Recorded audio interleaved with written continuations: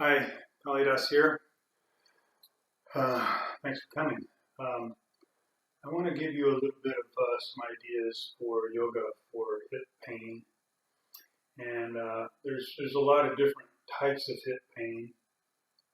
If you have hip pain in the back, in the upper hip, lower back, check out my video on yoga for lower back pain. That's going to be the best information for that area. But there's other places where you can have hip pain. It can be on the side, it can be in the front, it can be in the lower hip, around more like the butt, and that sit bone. The sit bone, my favorite. If you're not sure what the sit bone is, it's the bone you sit on. So if you're sitting, just put your hand under your butt, sit down, what you're feeling there, that bone you feel that you sat on, that's mashed into your hand, that's the sit bone. And that is still part of the hip in that area. So anyway, that's part of what I'm talking about for hip pain too. So all of that area, all the whole hip structure. On men, it's only about here. I'm very tall. If a woman were as tall as I am, it wouldn't be up quite that high, but it's considerably more for women. So anyway, that's the hip.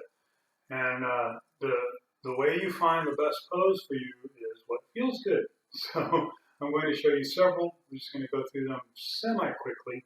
I don't want to keep you too long. But we'll just start since I'm sitting here in inbound angle. Interlace the fingers, take the hands around the feet. Use the arm strength to draw the lower back in nice and tall. Use the leg strength to work the knees down. Now, some people this doesn't work so well for. The knees are up, they round their back, they can't really get into it. Put the hands behind your back. They can be right up against the back. Walk them in so that the heels of your hands are right up to your hips. And use that to support you. And of course, you can always round your back and push the hips down. A friend of mine had severe hip pain. He was in an accident, and he basically was in pain all of his life as long as he did not stretch. If he stretched, no pain. So every day he'd get up and he'd stretch. And he would, one of the main ones he would do was asana, which I don't do very well. But he started out not doing it so well. It also ended up where he can now lay his body down flat because he stretched it every day because he had to. The pain drove him to it. And it basically, roughly cured him. I mean, like I said, if he didn't stretch, he'd have pain. So he stretched every day. He just was very religious about it, just to stay out of pain. That was one of the main ones he used. Of course, that's going to stretch the groin area in the front. The lower front hip will get some stretch as well. And why, how it affected his outer hip, I am not entirely sure. And I know physiology a little bit, but somehow it really helped him. So who knows, might help you too. The trick for those kind of poses, if you find one that you feel the stretch really working into it, is to just work into longer holds gradually. Okay, start with just 30 seconds, maybe a minute. You can build up to 10 minutes. He would stretch for 10, 20 minutes a day, and be fine the rest of the day. So he could stay in that pose for 5 or 8 minutes, and he would do some other poses as well. So now the big stretch for the front of the hip, and that's in the hip crease right here, is pigeon. Now, one of the things about pigeon is very confusing. I've seen so many photos, I've seen so many videos of people doing it, and it always looks like the person has their leg straight in front.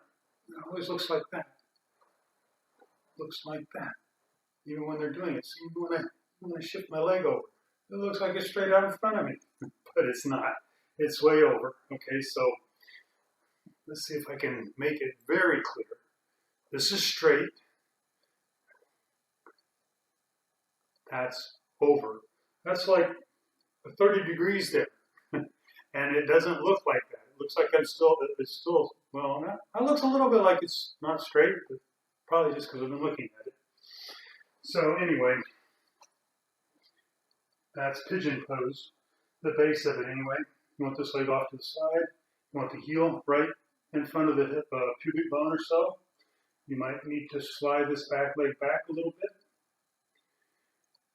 and then you can let the upper body down. And of course, the other part of pigeon is to bring his back foot forward, but we're working on the hips, and that works the quads. So do that as you will. Probably not a bad idea. It feels good anyway. So if you're very limber in pigeon pose, your hips are very open, you need to probably bring your foot forward more. This leg right now is perpendicular to my body. This is a 90-degree angle here. You can't really tell. It doesn't look like that much on the video, but that's about the furthest one would go. And again, the same thing. You just kind of relax the hips down. You saw I shifted my knee back. Then you can let the upper body down and increase that stretch that way. Now, another thing you can do in these poses, which is really good, is to move around. So if you're experiencing some pain in the outer hip, for example, or in the inner hip, it doesn't really matter where you feel the pain, where it's tight, where it's bothering you. Shift the hips around. So I'm just going side to side. Okay, so as I hold the pose, I shift side to side slightly. Now, for me, when I shift over here, I get it in this back leg, in the front of the hip, right where the front of the thigh comes, at the very top of the front of the thigh, really, where that comes into the hip. That's where I'm getting the stretch. So even though the position is designed to bring the stretch into this right front hip, this is my right leg forward, the stretch can happen anywhere. It just depends on where you shift, how you shift, move around a little bit. You can walk your upper body way over here. When I do that, it starts to bring the stretch in around here, around the thigh, the top of the thigh, bottom of the hip there. Walk the hips over, walk the upper body over here. All these different things, they work in different ways. So try moving around a little bit. Really, really helps to move that stretch and make a better stretch for you. Okay, and another great hip stretch is lunge. Okay, lunge. Start off with the knee over the ankle. This is for your knee safety. Not so critical when your back knee is down, but if you work your lunge with the back knee up, you want to keep that pressure here. You do not want to let this knee go too far forward. I'll talk more about that in a moment. So from there, work that back leg back. Just slide it back a little bit. From here, relax the hips straight down. And that's pretty much all it takes to get a really nice stretch in the under part of the hip here. We're going to make it just a little tiny bit better. And we're going to do that. For me, I've actually extended this lunge a little long, even for me. I'm going to shift this foot back just a tiny bit. And now it's not so critical to take the knee forward because I have that back knee down. If the back knee were up, this is as far as I would go, with the knees right over the toe. Once you get much past that, you can start to injure yourself. Okay, so as I shift this front knee forward, go back to where it was again. That back knee, watch that back knee as I shift the front leg forward. It rolls over, the skin rolls over onto the kneecap a little bit. And so it just pulls that back leg forward, that little bit. That's all you want, that little bit. And you want to pay very close attention to the front part of the hip on that back leg when you do this, because that stretch comes on very, very quickly when you do that. If you're not used to it, it can surprise you to the point of pain. So avoid pain, please. Anyway, I've shifted that knee forward, gotten that stretch to the front of the thigh, and then relax again. When I'm talking to you, it's not so easy to pay attention to what's going on in my body. And anytime you take a moment, you're doing a pose or you scan your body, you'll find where you weren't paying attention because it tightens up as soon as your attention goes away, especially if that's where you hold your attention. So anyway, just keep working that a little bit.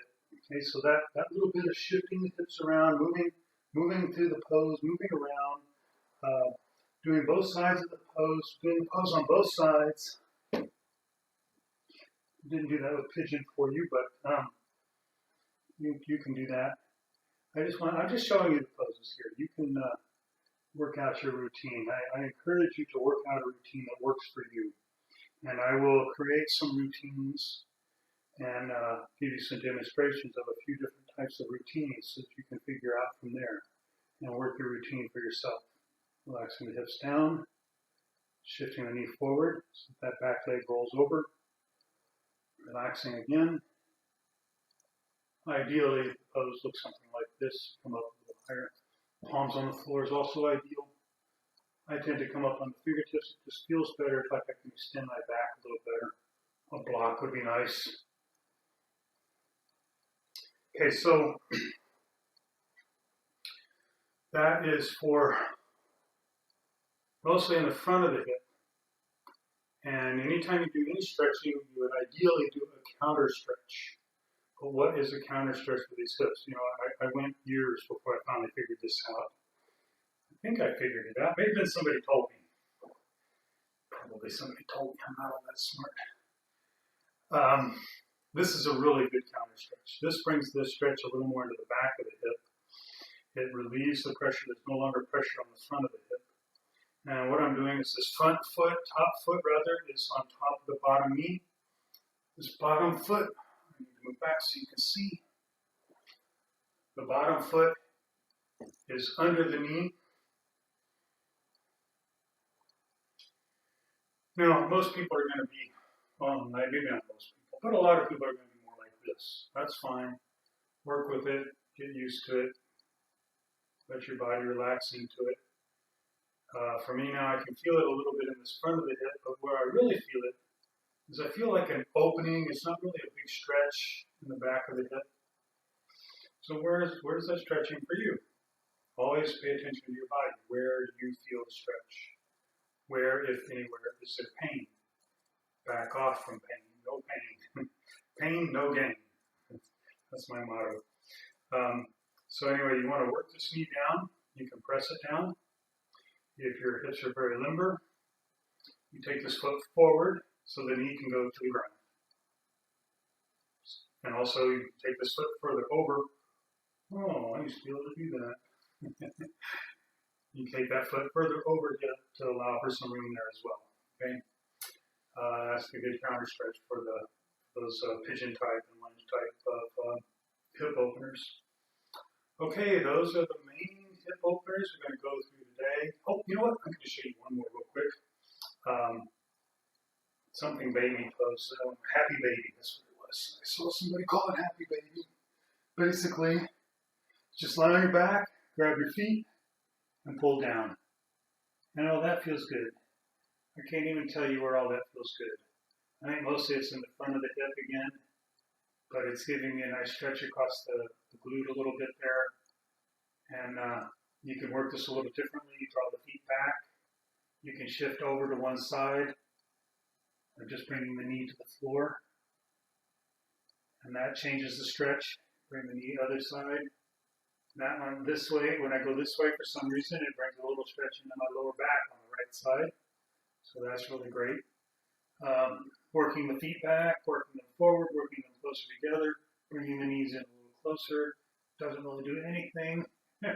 So, pressing the feet away. I'm using my hand strength to push the feet away. That really changes the stretch in the groin area. So, it's all these different possibilities. Reclining bound angle. For some reason, it's very different than bound angle and how it stretches and what it feels like. So play with these. Oh, I don't want to hold that for a little while. But I think I've kept you long enough. And if you have any questions or comments, please add them to the comments. Go to kalidasa.com. I'll try and put it here. And send me a message there on the contact tab or a message in the comments on the page this video is on. Really love comments. I like to answer them. I like to answer them with videos. If you have a question about your particular hip pain, describe it as thoroughly as you can. Send photos if you like. If you like to send yoga photos and you want me to or would like or allow me to, write in permission to use them on the blog. I love using all different types of photos, all different types of bodies. We're all so individual, we're all so different, and it's just delightful to me.